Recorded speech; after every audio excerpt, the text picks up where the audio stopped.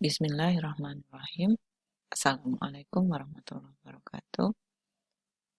Alhamdulillahirrahmanirrahim. Assalatu wassalamu ala rasulillah wa ala alihi wa sahbihi ajma'in amma ba'du.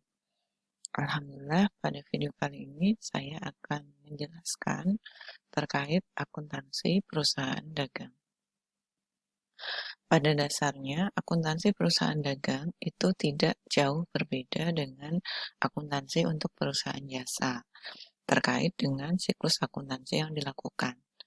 Hanya saja ada beberapa akun yang dia khusus hanya digunakan pada perusahaan dagang. Baik, kita lanjutkan. Tujuan pembelajaran untuk video kali ini adalah mahasiswa dapat melakukan pencatatan transaksi keuangan sesuai dengan alur siklus akuntansi, mulai dari membuat jurnal, kemudian melakukan posting ke buku besar, membuat neraca saldo, jurnal penyesuaian, laporan keuangan, jurnal penutup maupun neraca saldo setelah penutup, terutama untuk perusahaan dagang. Pembahasan kita kali ini kita mulai dari definisi perusahaan dagang, kemudian nanti kita lihat karakteristik perusahaan dagang itu seperti apa, kemudian kita coba analisis perbedaan perusahaan dagang dan perusahaan jasa, kemudian kita bahas rekening-rekening atau akun-akun dalam perusahaan dagang, serta kita bahas mengenai sistem persediaan di perusahaan dagang. Nah, apa sih sebenarnya perusahaan dagang itu? Perusahaan dagang pada dasarnya adalah perusahaan yang melakukan kegiatan pembelian barang yang bersifat fisik. Ya, jadi perbedaannya kalau di perusahaan jasa itu yang dijual belikan itu adalah sesuatu yang tidak berbentuk fisik. Seperti itu. Nah, kemudian barang tersebut dijual kembali tanpa melakukan perubahan yang berarti atas bentuk atau sifat dari barang tersebut. Jadi hanya semacam dikemas kembali atau kalau misalnya dibeli secara grosir gitu ya, nah ini dikemas satu persatu seperti itu. Perusahaan dagang tidak melakukan pengubahan bentuk atau sifat dari barang tersebut. Kalau sudah melakukan pengubahan bentuk, itu bisa disebut sebagai perusahaan manufaktur. Nah, selanjutnya terkait karakteristik perusahaan dagang. Perusahaan dagang tentunya berbeda dengan perusahaan jasa. Kalau perusahaan dagang, itu sumber utama pendapatannya adalah penjualan atas barang dagangan. Kalau perusahaan jasa, ya jual beli jasa, gitu ya. Kalau di perusahaan jasa itu namanya pendapatan, maka di perusahaan dagang itu penyebutannya itu adalah penjualan, karena dia terkait dengan penjualan atas barang dagangan. Nah, kemudian perusahaan dagang tersebut memperoleh laba dari selisih penjualan dengan harga pokok penjualan dan biaya penjualan, atau intinya harga perolehan barang gitu ya. Kemudian yang kedua, barang dagangan yang dibeli tidak diubah bentuknya dan atau sifatnya secara berarti. Jadi kalau hanya dikemas kembali, misalnya dari misalnya membeli makanan gitu ya, kue gitu ya, kue dibeli dalam bentuk loyang gitu ya, kemudian dijual per slice atau per potongan. Nah itu masuknya sebagai perusahaan dagang, bukan perusahaan manufaktur. Tapi kalau sudah membuat kue itu sendiri gitu ya, tidak dibeli dalam bentuk sudah kue seperti itu, nah itu masuknya ke perusahaan manufaktur. Nah, selanjutnya kegiatan utama perusahaan dagang adalah membeli dan menjual barang yang memiliki wujud fisik, gitu ya. Kalau perusahaan jasa tidak ada wujud fisiknya. Kemudian, barang dagangan yang dimiliki perusahaan dagang menimbulkan pos beban operasional yang disebut dengan beban pokok penjualan.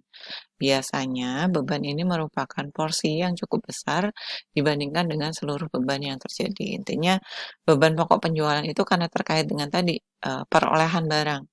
Bisa jadi harga beli, kemudian ditambah dengan biaya angkut. Nah, itu masuk ke beban pos beban operasional yang disebut dengan beban pokok penjualan. Nah, ini siklus operasional perusahaan dagang. Yang pertama, tentunya pembelian barang dagangan, kemudian barangnya diterima.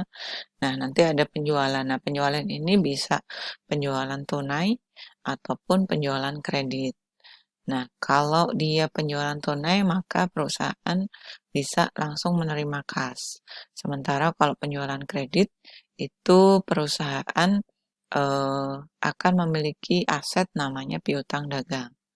Nah, piutang dagang kalau ditagih atau pas jatuh tempo pembayaran, perusahaan akan menerima kas. Ini seharusnya ada tanda panah ya. Dari kalau tunai itu berarti langsung penerimaan kas. Nah, ini perbedaan antara perusahaan jasa dan perusahaan dagang. Kalau perusahaan jasa itu barangnya berwujud non-fisik. Sementara perusahaan dagang itu barangnya berwujud fisik. Kalau rental mobil itu kan ada fisiknya, tapi kan yang diperjualbelikan bukan mobilnya. Nah, itu tetap yang diperjualbelikan kan jasa pemanfaatan mobilnya tadi. Nah, itu rental mobil walaupun ada wujud fisiknya, tapi kan eh, tidak apa ya, kepemilikan mobilnya itu tidak mengalami perubahan, maka itu adalah perusahaan jasa.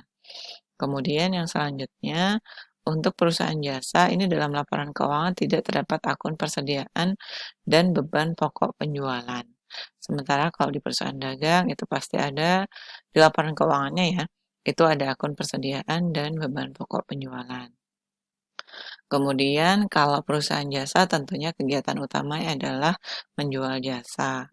Kalau perusahaan dagang, kegiatan utamanya adalah membeli dan menjual barang. Jadi harus ada proses pembelian dulu. Gitu. Kemudian untuk perusahaan jasa tidak memiliki persediaan barang jadi, sementara untuk perusahaan dagang itu pasti ada persediaan barang jadi. Kemudian kalau perusahaan jasa itu tidak ada penentuan harga pokok barang atau tidak ada penentuan harga pokok jasa gitu ya. Sementara untuk perusahaan dagang itu memerlukan penentuan harga pokok dari barang tersebut. Nah, ini rekening-rekening dalam perusahaan dagang, ada rekening pembelian, ada rekening retur pembelian. Nanti untuk pembahasan akan kita jelaskan pada saat penjelasan sistem persediaan ya. Ada akun atau rekening pembelian, kemudian ada akun retur pembelian, kemudian ada akun potongan pembelian, beban angkut pembelian. Nah, itu untuk mencatat segala aktivitas yang terkait dengan pembelian. Jadi, perusahaan membeli barang-barang dagangan. Sementara untuk aktivitas penjualan, itu ada akun penjualan, ada akun retur penjualan, ada akun potongan penjualan, dan beban angkut penjualan. Kenapa kemudian di sini ada beban angkut pembelian dan beban angkut penjualan? Intinya ketika perusahaan kita gitu ya, itu menanggung biaya terkait pembelian maupun terkait dengan penjualan, maka itu kita yang mencatat. Tapi kalau misalnya beban angkut tersebut bukan menjadi tanggungan kita ya, kita tidak mencatat beban angkut atas pembelian atau penjualan barang dagangan tersebut. Karena kalau nanti teman-teman belajar terkait dengan biaya angkut penjualan ini ada yang biaya angkut pembelian maupun penjualan ya, itu ada yang istilahnya ditanggung oleh pembeli atau ditanggung oleh penjual. Misalnya begini, kalau misalnya perusahaan kita sebagai pembeli, kemudian di faktur disebutkan bahwa biaya angkut pembelian itu ditanggung oleh penjual. Nah, berarti perusahaan kita tidak mencatat beban angkut pembelian, gitu ya. Secara akuntansi ya karena sudah ditanggung oleh perusahaan yang tadi supplier kita, seperti itu. Nah, itu rekening-rekening dalam perusahaan dagang.